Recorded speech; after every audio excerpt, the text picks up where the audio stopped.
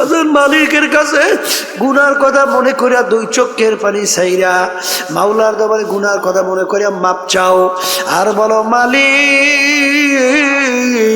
তোমার খাস বান্দা বান্দি না বানায়া কবরে নিও না। দুনিয়ার যে কোনো কাজে পাঁচবার যদি ঠগ বাজার ওই কাজের ভিতরে আবার চেষ্টা করলে জিতবার আশা করা যায়, কিন্তু এই কবরের যাত্রীরা যদি একবার কেউ খোদার কাছ তা কবরে যাইয়া ঠইগা বস আর দ্বিতীয়বার দুনিয়াতে আইসা আপিল করিয়া জিতবার কিন্তু আর আশা নাই। ও মুসাফির বাল্যগাঠুরি বহুদূর ঠিকানা আজ ভিজানা কাল ভিজানা কবর আখের ঠিকানা। বাজান আসলে তোমার আমার চিন্তাও নেই, এর জন্য চেষ্টাও নাই। ওদিকে সাহাবায়ে কেরামদের ইতিহাস পড়লে দেখবেন বাজান আমার আব্বাজানের মুখে শুনছিলাম আমার দাদাজানের কথা। আমার দাদাজান ইন্তেকালের আগে আগে চোখের উপরে বৈশাখ পাশেই কবরস্থান তাকাইয়া তাকাইয়া দুই চোখ দিয়া বাইয়া বাইয়া টপ টপ কইরা দাঁড়িয়ে ভিজা ভিজা পানি ভরে আর করুণ সুরে ডাক দিয়া দিয়া বলে ওরে আমার বাউলারা ওরে আমার মাশউক রে তুমি যদি আমাকে মাপ নাই করো আমি একা কেমনে থাকবো ওই অন্ধকার কবরে। বাতি নাই রে সাথী নাই রে কবর। হে আল্লাহর বান্দারা কবরের যাত্রীরা, আল্লাহ আপনি আমাকে আমাদের সবাইকে মাফ করে দিয়ে একটু মনকে রে মন। আজকে টাকার গরমে ক্ষমতার গরমে দলের গরমে সম্মানের গরমে ধরাকে সরা জ্ঞান মনে করো না, কিন্তু যেদিন তোমাকে কবরে রাখবে হারে নাফরমান দেখবে আস্তে আস্তে বাঁশের ছাউনি শুরু হয়ে গেছে, বাজান হোগলা পাতা দিয়া ঢাকা শুরু হয়ে গেছে, বরফ দিয়া ডাইকে মাটির উপরে মাটি মাটি বাজার আস্তে আস্তে কবর অন্ধকার হয়ে আসতে আসে। এখন ডানের দিকে তাকাইয়া দেখে কিছু দেখা যায় না, ডানে দেখে মাটি বামে দেখে মাটি উপরেতে বাঁশের ছানি নিচের দিকে তাকাইয়া দেখে মাটির বিছানা। আরে উপরে দেখে মাটি নিচে মাটির বিছানা। আরে এখন দিক বিদিক না পাই আমার মালিককে ডাকতে থাকবে আল্লাহ আল্লাহ আল্লাহ আল্লাহ। আমার মালিক উত্তাদে বড় নেমু খারাপ আমার সমস্ত নেমাত ভোগ করিয়া দুনিয়ায় বাইচা ছিলি, আমার দেওয়া নেমাত চক্ষু দিয়া দেখছো, আমার দেওয়া নেমাত জবান দিয়া কথা বলছো, আমার দেওয়া নেমাত কান দিয়া শুনছো, আমার দেওয়া নেমাত ব্রেন দিয়া পড়াশোনা কইরা বড় ডিগ্রি অর্জন করছো, আমার দেওয়া নেমাত দিয়া ব্যবসা বাণিজ্য করে সম্পদ গুছাইছ, আমার দেওয়া নেমাত সূর্যের আলো ভোগ করছো, আমার দেওয়া নেমাত নদীর ভিতর থেকে মাছ উড়ে পাক কইরা খাইছো, আমার দেওয়া নেমাত ধানের ভিতর থেকে চাউল বের করে ভাত পাক কইরা খাইছো, আমার দেওয়া নেমাত সব ভোগ কইরা আমার হুকুম মানু নাই। আরে যেরকম দুনিয়ায় তুই আমাকে ভুইলা গেছিলি, আরে দুনিয়ায় বসে তুই আমাকে ডাকো নাই, আর এখন কবরে শত শত বছর আমাকে ডাকবি, আমি একবারও তোর ডাকে সাড়া দিব ওলা। ও কবরের মাটি এমন ভাবে চাপ মারো এক পাজরে হাত দিলে অন্য পাজরের মধ্যে মিশাইয়া দাও। আমার কাছে কোনো খাতির হবে না। হে দুনিয়াদার পাগল আমার বাবারা, কোন দুনিয়ার পিছনে পড়ে আমার মালিককে বলছো? আজকে দুনিয়ার সাধারণ আগুনের ভিতরে একটু আঙ্গুল ঢুকাইয়া দেখো, কয় মিনিট কয় সেকেন্ড ওই আগুনে আঙ্গুল রাখতে পারবো? 1 মিনিট আঙ্গুল রাখার শক্তি দুনিয়ার কোনো মানুষের নাই। এ মুসলমান যারা ঈমান আছো, বিশ্বাস করা লাগবে। আল্লাহ রাব্বুল আলামিন কুরআনুল কারীমের ভিতরে বলছেন, নারুল্লাহিল মুকাদাতুল্লাতী তাত্তালিউ আলাল আফইদা। জাহান্নামের আগুন এমন তেজের আগুন হবে, শরীরের যে কোনো জায়গায় লাগার সঙ্গে সঙ্গে ওই আগুন যাইয়া কলিজা পর্যন্ত পৌঁছা যাবে। আল্লাহ আপনি আমাকে আমাদের সবাইকে মাফ কইরা দিয়েন। লা ইয়ামুতু ফিহা ওয়ালা ইয়াহইয়া, মানুষ বাঁচবেও না মরবেও না। এই জন্য আমার বাজানদেরকে বলো, পর্দারে মা বোনদেরকে বলবো, কার কখন কোন সময় ডাক আসে তোমার নাই। বাজান মালিকের কাছে গুনার কথা মনে করিয়া 2 চোখের পানি ছাইরা মাওলার দরবারে গুনার কথা মনে করিয়া মাপ চাও। আবার মুসাফির করুণ সুরে ডাক দিয়ে বলে, আল্লাহু কারীম। বাজান মাসুক মাওলার নাম যতবার শোনে ততই তার কাছে মধুর মতো লাগতে আছে। বাজান আপনি যাকে মোহাব্বত করেন তার কথা যতবার বার তোমার সামনে আলোচনা করা হয় তোমার কাছে ততই ভালো লাগে। ঠিক আল্লাহ তো দাবি করছে না, ওয়াল্লাযীনা আমানু আশাদ্দু হুব্বান লিল্লাহ, যারা মুমিন সব জিনিসের চেয়ে আমি মালিককে বেশি মোহাব্বত করে। বলে হুজুর এ মুসাফির আর একবার আমার মাসুক মাওলার নামে একটু শোনাও। হুজুর বিনিময় কি দেবেন? কলে আমার 1000 1000 উট সব তোমাকে আমি দান কইরা দিলাম। আবার ডাক দিয়ে বলে, আল্লাহু কারীম। যত বলে ততই তার কাছে আরো মজা মজা লাগে, কারণ মোহাব্বতি লোকের নাম অন্যের মুখে শুনতে আরো ভালো লাগে। বাজার এরকম বলতে বলতে তার সব মাল সম্পদ দেওয়া হয়ে গেল। আবার একটু শোনাও, এর বিনিময় কি দেবেন?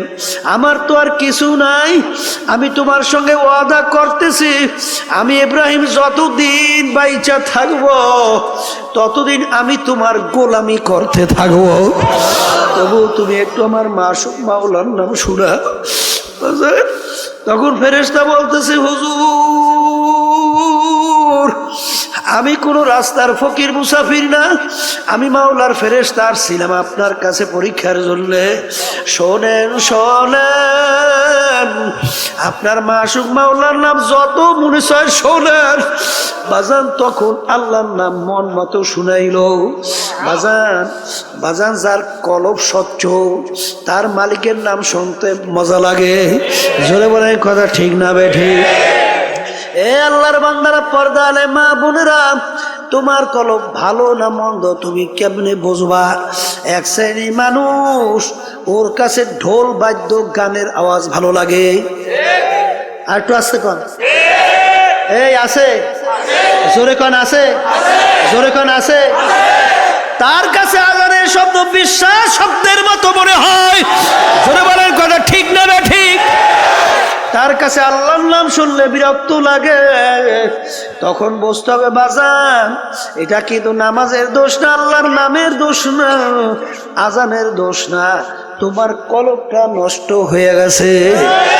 তোমার কলব কি হয়েছে? এটা মুখ খুলে বলেন, কলব কি হয়েছে? এখন এই কলব নষ্ট অবস্থায় তুমি যদি দুনিয়া থেকে বিদায় নিয়ে কবরে যাও, আমার মাওলার বেহেশতে যাওয়া যাবে? হ্যাঁ, বেহেশতে যাওয়া যাবে? আবার জোরে কাজ যাবে? এখন বাজান তোমার কাছে নামাজ ভালো লাগে না, আল্লাহর জিকির ভালো লাগে না, তোমার কাছে আজানের শব্দ ভালো লাগে না, এটা কিন্তু আজানের দোষ না, নামাজের দোষ না, এটা কিন্তু তোমার কলবের দোষ। এখন এই কলবের ভিতরে রোগ আইসা গেছে, এখন কলবের চিকিৎসা করা লাগবে কি লাগবে না? সবাই কন নাই? কলবের চিকিৎসা লাগবে? লাগবে লাগবে। এখন এই কলবের চিকিৎসার জন্য MBBS FRCS ডাক্তার তাদের কাছে যাইবেন না? হ্যাঁ, তারা কলবের চিকিৎসা করতে পারবে? এই কলবের চিকিৎসককে, কলবের চিকিৎসক হলো হক্কানি উলামায়ে কেরাম, হক্কানি পীর বুজুর্গেরা। কি কথা কয় না দেখি? এখন এই আল্লাহ খাস বান্দাদের কাছে, হক্কানি আলেমদের কাছে যাওয়ার পরে আপনার অবস্থা দেখার পরে বা বলবে বাজান তুমি এইটা করো, এইটা কইরো না। কথা কয় না? তুমি এইভাবে চলো, এইভাবে চইলো না।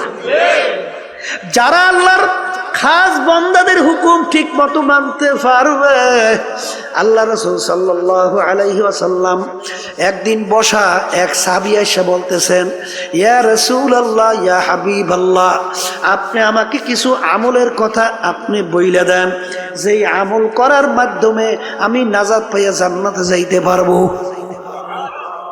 তাহলে বোঝা গেল সাহাবীর আগেই সে ইমানদার ছিল, ইমান আনছিল। কথা ঠিক?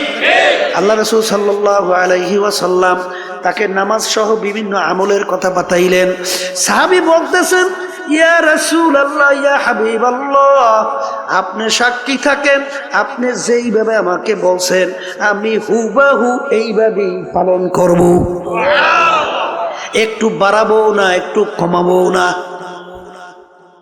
যখন এই কথা বললে আল্লাহর বান্দারা না করলো, আল্লাহ রাসূল সাহাবায়ে কিরামদেরকে বললেন, তোমরা যদি বেহেশতি লোক দেখতে চাও তাকে ইঙ্গিত করিয়া বললেন তাকে দেইখা না। আল আমরু ফাওকাল আদাব, আদবের ভিতরে সবচেয়ে বড় আদব হলো কথা মানা। আদবের ভিতরে সবচেয়ে বড় আদব কি? হ্যাঁ? আর বেয়াদব মাহরুমে গাশত আজ ফাজলরাফ, আর যে নাকি বেয়াদব হয়, কথা মানে না, আল্লাহর রহমত থেকে বঞ্চিত হয়। কথা ঠিক? এখন আবার কথা কইয়েন এক শ্রেণী কিন্তু বর্তমানে ফতুয়া দেহ না, আমরা দেবো কি? এখন তারিখে মধ্যে আরো ফতুয়া দেওয়া শুরু করছে। নামাজ নাই, রোজা নাই, খারাই ঘেরাইয়ে মতে, তারাও এখন ফতুয়া দেয়। কি আমি ভুল বলছি? হ্যাঁ, ঠিক মতো আলিফ উচ্চারণ করতে পারে না, ঠিক মতো সূরা ফাতিহাটা সহিভাবে তেলাওয়াত করতে পারে না, এরাও এখন ফতুয়া দেওয়া শুরু করছে। আছে না নাই? কে আপনারা বাংলাদেশে আধুনিক যুগে বুঝি টের পান না? ট্রাক্টর পান না? কি ট্রাক্টর পান না? গেছে পাইছেন না? হ্যাঁ, ফতুয়া দেওয়া শুরু করছে। ফতুয়া মানে মতামত। মতামত দেবে কোরআন এবং হাদিসের সঙ্গে না মিললে মেলা লাগবে না, না তোমার নিজের মতামত। হ্যাঁ, ফতোয়া মানে রায় প্রদান করা। আপনি রায় দেবেন কোরআন এবং হাদিসের বাইরে না কোরআন এবং হাদিস অনুযায়ী? হ্যাঁ, মেলা লাগবে না? না লাগবে না? বর্তমানে একদল ভাই এসে ফতোয়া দেয়। আল্লাহ মাফ করেন, আল্লাহ আপনি মাফ করে দেন। আল্লাহুম্মা আমিন। এই জন্য আমার বাজানদেরকে বলবো, বাজান আমাদের এই তরিকার নাম হলো চিশতিয়া সাবিরিয়া তরিকা। এই তরিকার 5টা ঔষধ আছে। আমার আব্বাজান দাদাজান বাজান চ্যালেঞ্জ করে বলতেন, বাজান তোমাদের সঙ্গে কোনো ঝগড়া নাই, মারামারি নাই, কাটাকাটি নাই, তোমরা কিছুদিন ঠিক মতো ঔষধ পালন করে দেখো, দেখবা তোমার আমার আগে নামাজ ভালো লাগতো না, এখন আজান দিলে আল্লাহর ফজল করবে, নামাজ পড়ার জন্য পাগল হইয়া যায়। আগে রোজা ভালো লাগতো না, এখন জীবন গেলেও রোজা ছাড়তে পারে না। আগে মিথ্যা কথায় অভ্যস্ত, এখন আল্লাহর ফজলে জীবন গেলেও মিথ্যা কথা বের হয় না। আগে বিভিন্ন জুলুমের ভিতরে লিপ্ত ছিল, এখন আল্লাহর ফজল করমে জুলুমের কাছেও যায় না। আপনাদের এলাকায় 2-1 নাই? এই 1 2 হাজার হাজার, কথা বলেন না? আর বাজানদেরকে বলবো, যদি আল্লাহর কুতুব চরমোনাইর এই তরিকার এই প্রেসক্রিপশন আপনার কাছে ভালো না লাগে, বাজান যে কোনো একজন হক্কানি আলেম, একজন হক্কানি পীর বুজুর্গ, একখানি বাজান সহি তরিকার উপরে কোরআন এবং হাদিস অনুযায়ী আপনাকে রাস্তা যারা বাতাইবে, আমাদের উদ্দেশ্য হইল কলবের রোগ সাইরা চোখে পানি নিয়ে আল্লাহর হুকুম নবীর তরিকা অনুযায়ী চইলা তারপর কলবকে স্বচ্ছ কইরা মাওলার দরবারে হাজির হওয়া। কি জোরে বলার কথা ঠিক কিনা? কলবের রোগের ভিতরে উল্লেখযোগ্য একটা রোগের নাম বলে হিংসা। হিংসা কাকে বলে? পরে উন্নতি দেখে সহ্য করতে না পারা, পরে উন্নতি দেখে সহ্য করতে না পারা, এইটার নাম কি? হিংসা। আর একটা রোগের নাম হলো তাকাব্বুরি। তাকাব্বুরি হলো সমস্ত এই রোগের মূলের ভিতরে মাথার রোগ হলো তাকাব্বুরি। মানে আমি ভালো, আমি বড়, আমি অমুকের সে ভালো, আমি অমুকের সে বড়। কথা ঠিক কিনা? একটা নম্বর রোগের নাম হইল হুব্বে যা হুব্বে মাল। মালের মহব্বত, সম্মানের মহব্বত আছে, পদের মহব্বত আছে, কথা কন না কা? এই রোগগুলো অন্তর থেকে দূর করা লাগবে। কেমনে দূর করতে হইবে? এই যখন নাকি হক্কানি তরিকে আল্লাহর কুতুবদের কাছে যাবেন তখন দেখবেন আল্লাহর ফজল করবে আপনাকে ঔষধ কোরআন এবং হাদিস অনুযায়ী বাতাইয়ে দেবে। আপনি পালন করলেই আল্লাহর ফজলে দেখবেন দিন আর দিন আপনার দিল আল্লাহর ফজলে স্বচ্ছ হইতে থাকবে। এর হাজার হাজার প্রমাণ বাংলাদেশ তামাম দুনিয়ার ভিতরে আছে না নাই? আছে, আছে। আমার ভাইদেরকে বলবো, পর্দা আলে মা বোনদেরকে বলবো, এক শ্রেণী আমার বাজানরা আছে কোরআন এবং হাদিসের সঙ্গে মেলে বা না মেলে, তারপরেও সেই পথ সেই মত ছাড়তে পারে না। যেরকম আছে না? শুনছিলাম এক বেদাতি, মানে নামাজ নাই, রোজা নাই, পর্দা নাই, সুন্নাত নাই, কোরআন এবং হাদিসের সঙ্গে তার কার্যক্রম কোনো মিল নাই, কিন্তু তারপরেও সেখানে দৌড়াদৌড়ি করে বলে বাজান আপনাদের পীর যে নামাজ, বাবা যে নামাজ পড়ে না, পর্দা যে নাই, সুন্নাত যে নাই, আপনি তারপর পিছনে দৌড়ান কা? কলে থুন ফালাইয়া বাবার কথা যদি জাহান্নামে যাওয়া লাগে যাব। জোরে চিৎকার মেরে বলে নাউজুবিল্লাহ মিন যালিক। এই ব্যাপারটা কেমন বুঝলেন? ব্যাপারটা তো সহজ মনে করিয়েন না। জাহান্নামে যাওয়া লাগলে যাইবে, ব্যাপারটা তাহলে বোঝা গেল যে তার স্বাভাবিক সেন্স নাই, তার স্বাভাবিক ব্রেনটা নাই, তাকে জাদুর মাধ্যমে ব্রেনকে বিভিন্ন কায়দায় উল্টাই ফুলটাই ফেলাইছে। আর হাদিসের ভিতরে আসছে আল্লাহ রাসূল সাল্লাল্লাহু আলাইহি ওয়াসাল্লাম বলছেন আস-সিহরু হাক্কুন, জাদু সত্য। যখন তুমি দেখবা, এই মিয়া আপনার চোখের ডাক্তার, চোখের রোগ হইছে, আপনি কি চোখের ডাক্তারের কাছে যাইবেন না পেটের বিশেষজ্ঞের কাছে যাইবেন? আপনার পেটের রোগ হইছে, পেট বিশেষজ্ঞের কাছে যাইবেন না চোখ বিশেষজ্ঞের কাছে যাইবেন? হ্যাঁ, আচ্ছা আপনি বেহেশতে যাইবেন, জাহান্নামের পথ কোনটা, বেহেশতের রাস্তা কোনটা? এটা কোরআন এবং হাদিসের বাহিরে কোনো বেহেশত এবং জাহান্নামের রাস্তা আছে? আচ্ছা এই সম্পর্কে ডাক্তার কারা? হক্কানি ওলামায়ে কেরাম না বিভিন্ন কায়দায় ইংরেজি ফরণ্যারা? কথা কয় না? হ্যাঁ, যারা নাকি বিভিন্ন ইংরেজি ফরিয়ে টুরিয়ে বিভিন্ন মাঝে মধ্যে একটু ভতুয়া দেয়, বিভিন্ন কায়দা কায়দায় আপনাকে জান্নাতে নিয়ে যাই চায়, তাইলে রুগীও মরবে, হেডাও মরবে। কি কথা কন না কা? বুঝা পাবারাই তুই অত সহজ না বাজা, ব্যাপার কিন্তু বড় কঠিন, অত সহজ। আপনি যাইতে হবে কোরআন এবং হাদিস বুঝুন না, বিশেষজ্ঞর কাছে যাইতে হবে। তারপরে আপনি যদি না যান, তারপরে যদি সেই বাবাদের কাছে যান, সেই মুরব্বীদের কাছে যাইয়া কোরআন এবং হাদিসের সঙ্গে সাহাবায়ে কেরামদের সঙ্গে মিলুক বা না মিলুক, তারপরে আপনি দৌড়াদৌড়ি করতেছেন, তাহলে বুঝতে হবে আপনার জেহেন ঠিক নাই, তাহলে জাদুর মাধ্যমে আপনার জেহেনকে পরিবর্তন ঘটাই বলাইছে। আল্লাহ রাসূল সাল্লাল্লাহু আলাইহি ওয়াসাল্লামকে জাদু করে নাই?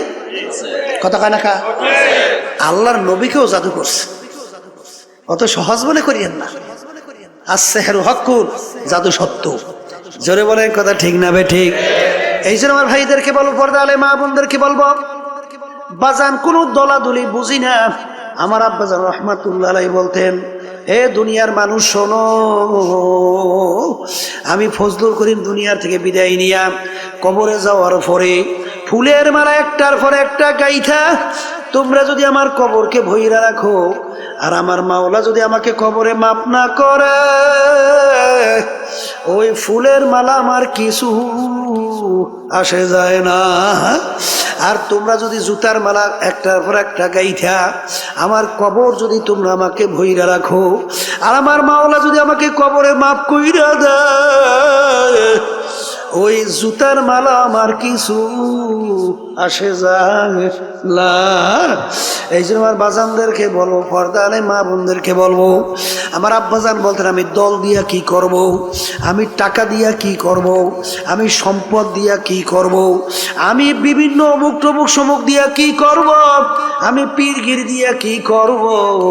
কারণ কবরের প্রশ্নের উত্তর আমার দেয়া লাগবে, আমার কবরের প্রশ্নের উত্তর আমার দেওয়া লাগবে। খোদা না খাস্তা কবরে যদি প্রশ্নের উত্তর আমি ঠিক মতো দিতে না পারি, আল্লাহর হাবিব বলছেন আল কবরু রাউযাতুম মিন রিয়াজিল জান্নাহ আও হুফরাতুম মিন হুফারিন নার। এ আমার উম্মতরা, কবর দেখো, এই কবর কিন্তু আসল কবর না। কোন কোন আল্লাহর বান্দা বান্দির কবর একটা বেহেশতের বাগান হইয়া যাবে। আল্লাহ আপনি আমার জন্য আমাদের সবার জন্য কবুল করে নিয়ে। আল্লাহর হাবিব বলছেন ও আমার উম্মতেরা, কোন কোন নাফরমানের কবরের মধ্যে জাহান্নামের আগুন এসে ভইরা যাবে। আল্লাহ আপনি আমাকে সহ আমাদের সবাইকে মাফ কইরা দিয়ে, আল্লাহ আপনি আমাকে সহ আমাদের সবাইকে মাফ কইরা দিয়ে। আল্লাহর হাবিব বলছেন ও আমার উম্মতেরা, কোন কোন নাফরমানের কবর মধ্যে মাটি এমন ভাবে চাপ মারবে, এক পাজরে হাড্ডি নিয়ে অন্য পাজরের মধ্যে মিশাইয়া দেবে। আল্লাহ আপনি আমাকে সহ আমাদের সবাইকে মাফ কইরা দিয়ে। আল্লাহ রাসূল বলেন ও আমার উম্মতেরা, 99 তিননিনান লাউ নুফিকা ফিল আরদি মা আনবাতাত খাদরা। কোন কোন নাফরমানের কবরের মধ্যে একটা না দুইটা না 99টা বিষাক্ত সাপ জমা হইয়া যাবে। কিয়ামত পর্যন্ত ওই নাফরমানকে পেঁচাইয়া পেঁচাইয়া ঠুকরাইতে থাকবে। আল্লাহ আপনি আমাকে সহ আমাদের সবাইকে মাফ কইরা দিয়েন। ওই সাপ কেমন বিষধর হবে, যদি জমিনের দিকে মুখ কইরা ফুঁক দিত, এই জমিনের ভিতরে গাছপালা মাথা জাগাতে পারতো না। বাজার অনেকে বলতে পারেন হুজুর এই সাপে এত বিষ কিভাবে হয়? বর্তমান আধুনিক যুগে বোঝাতে বড় সহজ রে বাজান। কারণ বর্তমানে অ্যাটম বোম তৈরি করছে, আনুপানবিক বোমা তৈরি করছে, যেটাকে পারমাণবিক বোমা বলা হয়। এতটুকু ছোট একটা বস্তু যদি কোনো এলাকায় ছাইরা দেয়, ওর ক্রিয়ায় সমস্ত এলাকার গাছপালা মানুষ সব মইরা সাপ হইয়া যায়। এতটুকু ম্যাট্রিয়াসের মধ্যে, এতটুকু পদার্থের ভিতরে যদি আমার মাওলা এত ক্ষমতা রাখতে পারে, আমার মাওলা সেই সাপের ভিতরে এত কেন বিষ দিতে পারবে না? এই জন্য আমার ভাইদেরকে বলবো, পর্দারে মা বোনদেরকে বলবো, আমার আব্বাজান রহমাতুল্লাহ আলাইহি বলতেন বাজান, এরপরেও যদি মদ না বুঝেন বাজান রে, দৈরানো কবরে যদি কিছু নাও হয়, তুমিও বাইচা গেলাম আমিও বাইচা গেলাম, কিন্তু বাজান যদি কবরে হইয়া বসে, তাহলে তোমার বা উপায় কি, আমার বা উপায় কি? আল্লাহ, দুনিয়ার যে কোনো কাজে 5 বার যদি ঠগ বাজার, ওই কাজের ভিতরে আবার চেষ্টা করলে জিতবার আশা করা যায়। কিন্তু এই কবরের যাত্রীরা যদি একবার কেউ খোদার কাছটা কবরে যাইয়া ঠইগা বস, আর দ্বিতীয়বার দুনিয়াতে আইসে আপিল করিয়া জিতবার কিন্তু আর আশা নাই। ও মুসাফির বাল্যগাঠুরি বহুদূর ঠিকানা, আজ ভিজানা কাল ভিজানা কবর আখের ঠিকানা। বাজান আসলে তোমার আমার চিন্তাও নাই, এর জন্য চেষ্টাও নাই। ওদিকে সাহাবায়ে কেরামদের ইতিহাস পড়লে দেখবেন বাজান, আমার আব্বাজানের মুখে শুনছিলাম আমার দাদাজানের কথা। আমার দাদাজান ইন্তেকালের আগে আগে চোখের উপরে বসে পাশেই কবরস্থান, তাকাইয়া তাকাইয়া 2 চোখ দিয়া বাইয়া বাইয়া টপ টপ কইরা দাঁড়ি ভিজা ভিজা পানি ভরে, আর করুণ সুরে ডাক দিয়া দিয়া বলে ওরে আমার বাউলারা, ওরে আমার মাসুর, তুমি যদি আমাকে মাপ নাই করো, আমি একা কেমনে থাকবো ওই অন্ধকার কবরে। বাতি নাই রে, সাথী নাই রে কবর। হে আল্লাহর বান্দারা, কবরের যাত্রীরা, আল্লাহ আপনি আমাকে আমাদের সবাইকে মাফ করে দিয়ে একটু মনকে বেজাও রে মন। আজকে টাকার গরমে, ক্ষমতার গরমে, দলের গরমে, সম্মানের গরমে ধরাকে সরা জ্ঞান মনে করো না, কিন্তু যেদিন তোমাকে কবরে রাখবে, হারে নাফরমান দেখবে আস্তে আস্তে বাঁশের ছাউনি শুরু হয়ে গেছে, বাজান হোগলা পাতা দিয়া ঢাকা শুরু হয়ে গেছে, বরফ দিয়া ডাইকে মাটির উপরে মাটি মাটি, বাজার আস্তে আস্তে কবর অন্ধকার হয়ে আসতে আছে। এখন ডানের দিকে তাকাইয়া দেখে কিছু দেখা যায় না, ডানে দেখে মাটি, বামে দেখে মাটি, উপরেতে বাঁশের ছানি, নিচের দিকে তাকাইয়া দেখে মাটির বিছানা, আরে উপরে দেখে মাটি, নিচে মাটির বিছানা। আরে এখন দিক বিদিক না পাই আমার মালিককে ডাকতে থাকবে, আল্লাহ আল্লাহ আল্লাহ আল্লাহ। আমার মালিক উত্তাদে বড় নেমু খারাম, আমার সমস্ত নেমাত ভোগ করিয়া দুনিয়ায় বাইচা ছিলি, আমার দেওয়া নেমাত চক্ষু দিয়া দেখছো, আমার দেওয়া নেমাত জবান দিয়া কথা বলছো, আমার দেওয়া নেমাত কান দিয়া শুনছো, আমার দেওয়া নেমাত ব্রেন দিয়া পড়াশোনা কইরা বড় ডিগ্রি অর্জন করছো, আমার দেওয়া নেমাত দিয়া ব্যবসা বাণিজ্য করে সম্পদ গুছাইছ, আমার দেওয়া নেমাত সূর্যের আলো ভোগ করছো, আমার দেওয়া নেমাত নদীর ভিতর থেকে মাছ উড়ে পাক কইরা খাইছো, আমার দেওয়া নেমাত ধানের ভিতর থেকে চাউল বের করে ভাত পাক কইরা খাইছো, আমার দেওয়া নেমাত সব ভোগ কইরা আমার হুকুম মানু নাই। আরে যেরকম দুনিয়ায় তুই আমাকে ভুইলা গেছিলি, আরে দুনিয়ায় বসে তুই আমাকে ডাকো নাই, আর এখন কবরে শত শত বছর আমাকে ডাকবি, আমি একবারও তোর ডাকে সাড়া দিব ওলা। ও কবরের মাটি এমন ভাবে চাপ মারো, এক পাজরে হাত দিলি অন্য পাজরের মধ্যে মিশাইয়া দাও, আমার কাছে কোনো খাতির হবে না। হে দুনিয়াদার পাগল আমার বাবারা, কোন দুনিয়ার পিছনে পড়ে আমার মালিককে বলছো? আজকে দুনিয়ার সাধারণ আগুনের ভিতরে একটু আঙ্গুল ঢুকাইয়া দেখো, কয় মিনিট কয় সেকেন্ড ওই আগুনে আঙ্গুল রাখতে পারবো? 1 মিনিট আঙ্গুল রাখার শক্তি দুনিয়ার কোনো মানুষের নাই। এ মুসলমান যারা ঈমান আছো, বিশ্বাস করা লাগবে। আল্লাহ রাব্বুল আলামিন কুরআনুল কারীমের ভিতরে বলছেন, নারুল্লাহিল মুকাদাতুল্লাতী তাত্তালিউ আলাল আফইদা, জাহান্নামের আগুন এমন তেজের আগুন হবে, শরীরের যে কোনো জায়গায় লাগার সঙ্গে সঙ্গে ওই আগুন যাইয়া কলিজা পর্যন্ত পয়সা যাবে। আল্লাহ আপনি আমাকে আমাদের সবাইকে মাফ কইরা দিয়েন। লা ইয়ামুতু ফিহা ওয়ালা ইয়াহইয়া, মানুষ বাঁচবেও না মরবেও না। এই জন্য আমার বাজানদেরকে বলো, পর্দারে মা বোনদেরকে বলবো, কার কখন কোন সময় ডাক আসে তোমার নাই। বাজান মালিকের কাছে গুনার কথা মনে করিয়া 2 চোখের পানি ছাইরা মাওলার দরবারে গুনার কথা মনে করিয়া মাপ চাও, আর বলো, মালিক তোমার খাস বান্দা পর্দালে মা বোনরা খাস বান্দি না বানায়া কবরে নিও না। আল্লাহুম্মা আমিন।